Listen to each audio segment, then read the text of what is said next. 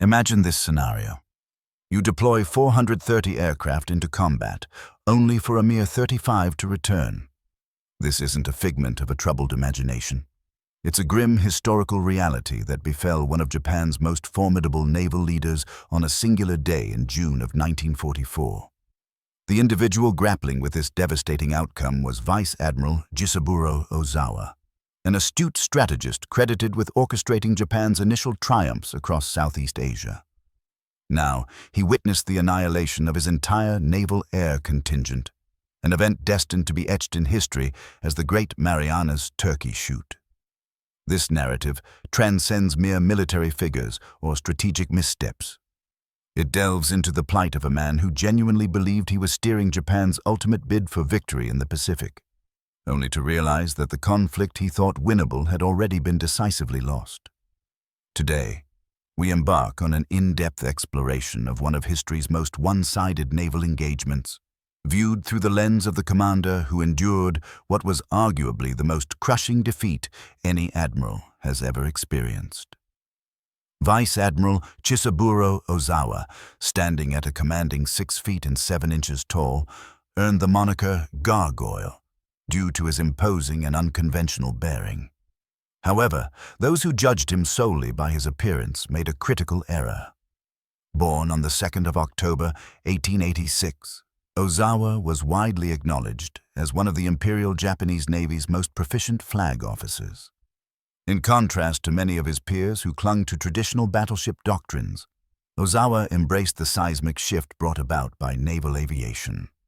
He was the first high-ranking officer to advocate for the consolidation of Japan's carrier forces into a unified air fleet.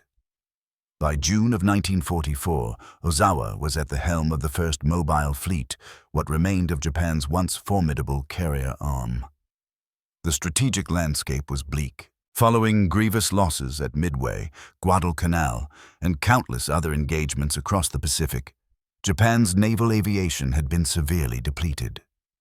The seasoned pilots who had executed the Pearl Harbor strike and instilled fear across the Pacific were largely gone, either deceased, wounded, or too few in number to be significant.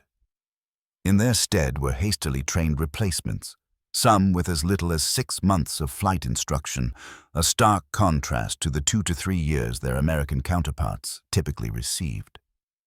Nevertheless, Ozawa still held firm to the doctrine of the decisive battle, the Kaio Kessen, which Japanese naval strategy promised would determine the war's ultimate outcome. On the 15th of June 1944, American forces commenced their landing on Saipan, a mere 120 nautical miles from Tokyo. The threat was existential. From Saipan's airfields, American B-29 bombers could reach the Japanese home islands directly. Admiral Suemu Toyoda, commander of the combined fleet, unequivocally stated that the Empire's fate hinged on this single confrontation. Ozawa would indeed get his opportunity for that decisive engagement, though not in the manner he had envisioned. Jisaburo Ozawa's path to this pivotal moment commenced decades prior, upon his graduation from the Imperial Japanese Naval Academy in 1909. Unlike the more flamboyant graduates who achieved early renown, Ozawa was characterized by his methodical nature, sharp intellect, and adaptability. He specialized in torpedo warfare, a cutting-edge domain demanding an understanding of technology and tactics that many conventional naval officers overlooked. What truly distinguished Ozawa was his capacity for evolution. As naval aviation emerged as the dominant force in Pacific warfare, this tall, somewhat ungainly officer, whose early career had been spent on destroyers and cruisers, rose to become one of Japan's most ardent proponents of carrier aviation. He had commanded the 1st Carrier Division and collaborated closely with innovative subordinates like Mitsuo Fuchida, who would later mastermind the Pearl Harbor attack. Ozawa grasped that the future belonged to those who could project power through aircraft, not merely through formidable gunnery. His early wartime commands underscored his competence. As commander of the Southern Fleet during the Malayan invasion in 1941, Ozawa orchestrated intricate amphibious operations that facilitated Japan's swift conquest of Southeast Asia. He spearheaded operations that resulted in the sinking of 112,000 tons of Allied shipping in the Bay of Bengal. Yet, these successes occurred during Japan's period of overwhelming strategic advantage. By June of 1944, Ozawa confronted a starkly different reality. By the time he assumed command of Japan's primary carrier force in November of 1942, the strategic situation had already transformed. The Guadalcanal campaign was draining Japan's naval aviation of its irreplaceable veteran pilots. American industrial output was accelerating, while Japanese shipyards struggled to replenish their losses. Ozawa found himself commanding a fleet that appeared formidable on paper but was hollow at its core. Carriers with insufficient experienced air crews, aircraft that were increasingly outdated, and a training pipeline incapable of producing replacements swiftly enough. The Battle of the Philippine Sea would serve as the ultimate test of Ozawa's convictions regarding naval warfare. His strategy hinged on several key advantages that Japan theoretically still possessed.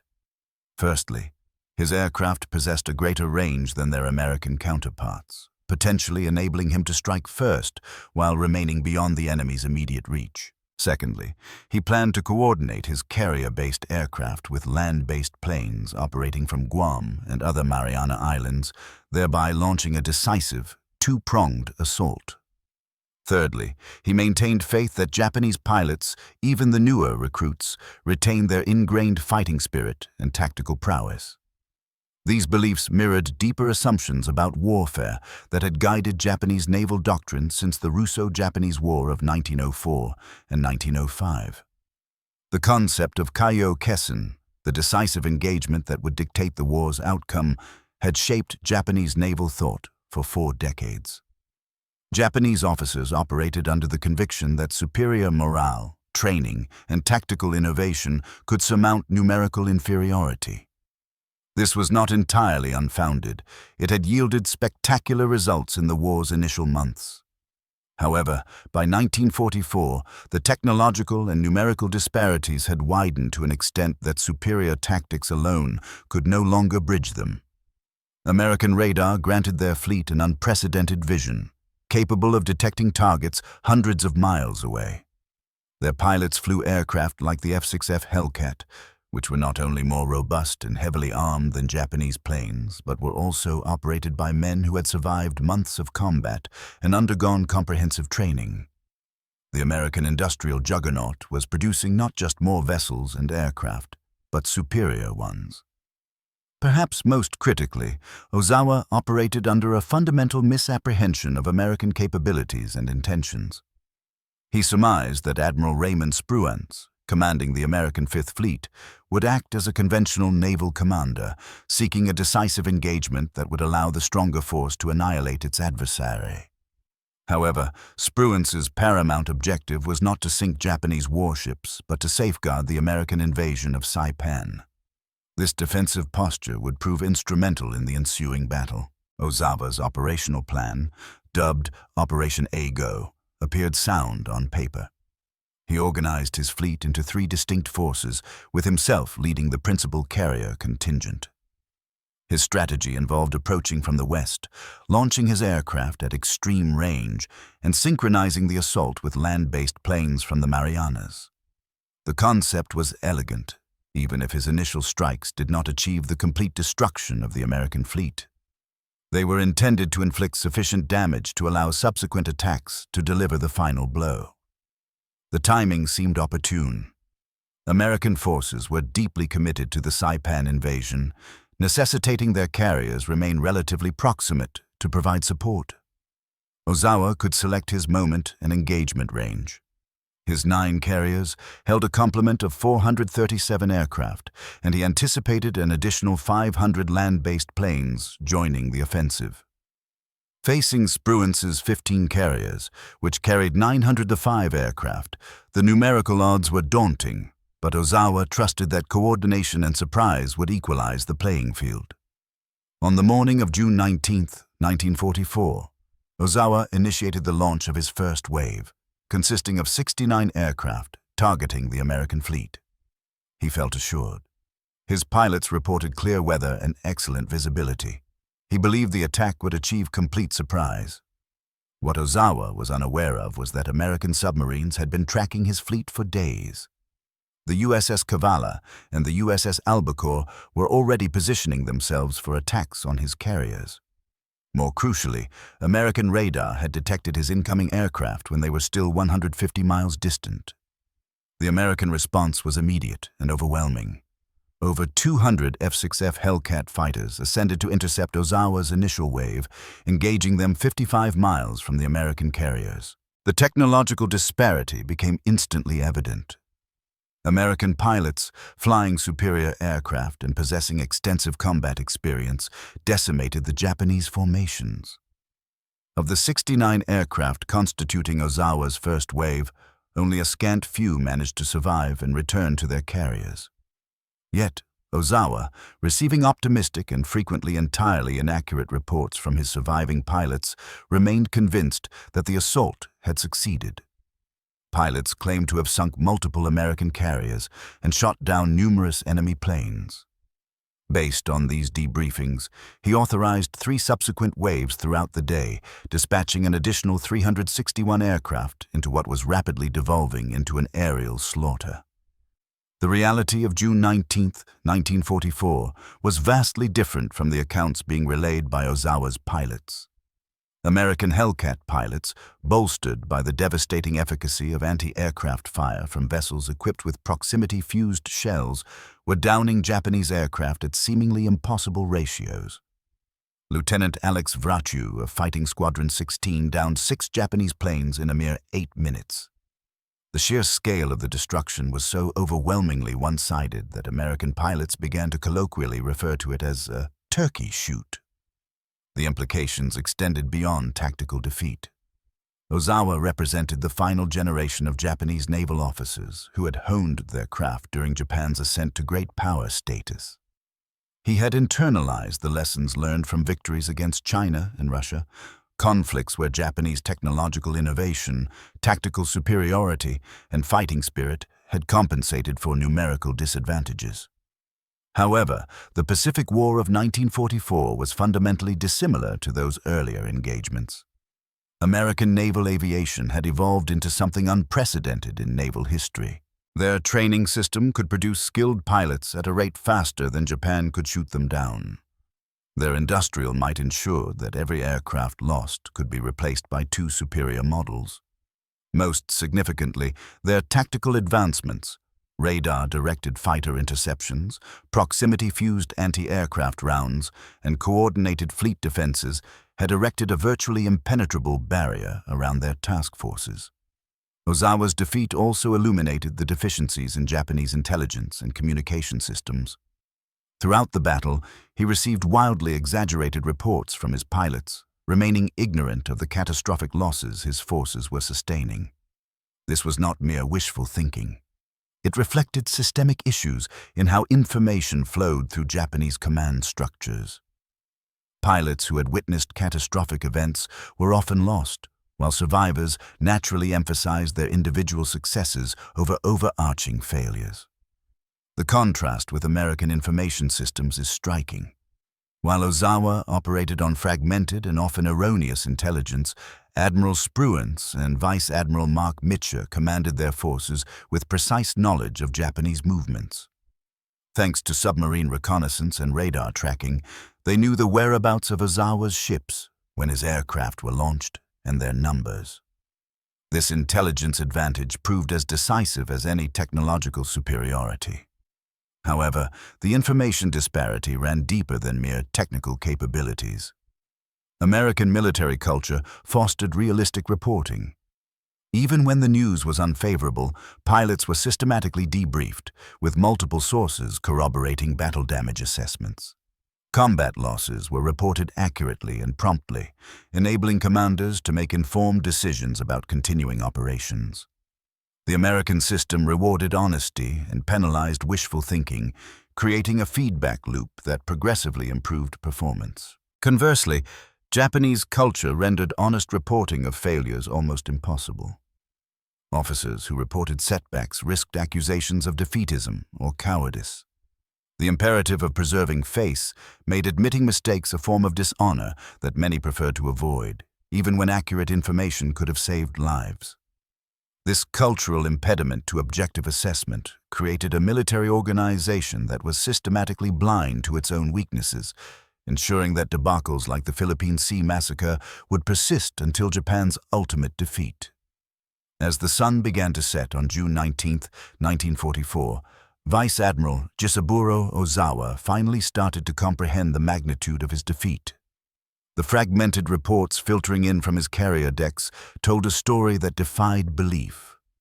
Of the 430 aircraft he had launched that morning across 4 distinct waves, only 35 had returned. In a single day, he had lost approximately 90% of his attack aircraft. Yet, the horror was far from over. Even as he grappled with these staggering losses, American submarines were concluding their work. At 3:20 p.m., the torpedoes from the USS Albacore struck his flagship, the Tai-Ho. The massive carrier, Japan's newest and most advanced, began to flood. 2 hours later, the USS Kavala unleashed 3 torpedoes into the veteran carrier Shokaku, a survivor of Pearl Harbor and numerous Pacific engagements. Both vessels would sink that evening, taking with them not only steel and machinery, but the accumulated experience of Japan's naval aviation. The man who had once believed he could secure Japan's decisive victory now faced an agonizing choice. His remaining carriers held only a meager number of aircraft. His pilots, the few who were left, were demoralized and exhausted. The American fleet he had aimed for was virtually unscathed. Ozawa ordered a withdrawal, but he knew this retreat signified more than a tactical setback. It marked the end of Japan's capacity to wage carrier warfare.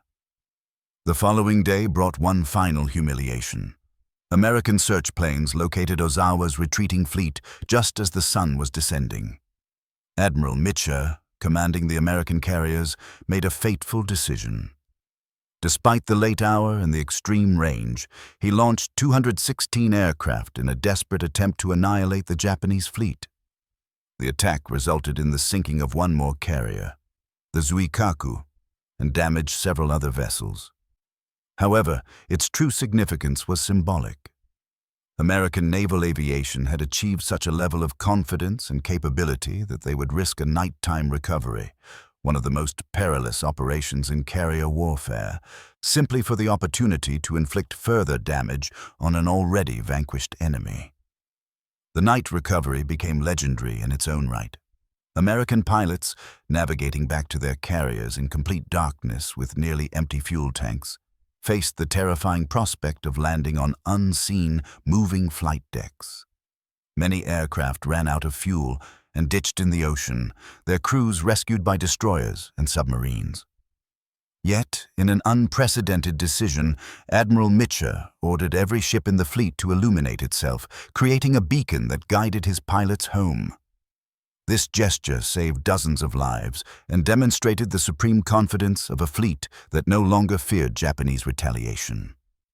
For Ozawa, witnessing the American ships blaze with light, unconcerned by any possibility of counterattack, must have served as the ultimate confirmation of his complete defeat. A fleet that could afford to reveal its position so brazenly had nothing to fear from Japanese forces. The psychological impact of that moment, observing his adversary's utter contempt for any remaining Japanese threat, may have been more devastating than all the aircraft losses combined. Ozawa survived the battle and lived until 1966, long enough to witness Japan's reconstruction as a peaceful, democratic nation. However, his defeat in the Philippine Sea effectively concluded Japan's war in the Pacific. The battle secured American dominance over the Marianas, providing crucial bases for the B-29 bombers that would devastate Japanese cities and ultimately deliver the atomic bombs that brought the war to an end. More immediately, it eradicated Japan's trained naval pilots, a resource that could never be replaced. The Great Marianas Turkey Shoot demonstrated how rapidly technological and industrial advantages can render traditional military thinking obsolete. Ozawa was not an incompetent commander.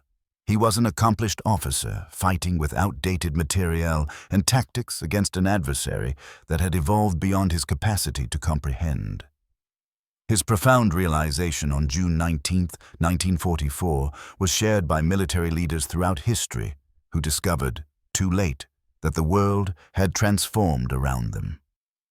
Ultimately, Ozawa's defeat teaches us that in warfare, as in life, the capacity to adapt and evolve is far more valuable than past victories or entrenched advantages. The admiral, who had once helped Japan dominate the Pacific, learned the harshest lesson a military commander can face: that yesterday's superiority is meaningless when your enemy has fundamentally altered the very nature of combat. The 400 aircraft that vanished in a single day carried with them not just planes and pilots, but an entire paradigm of naval warfare that had shaped Japanese thinking for half a century.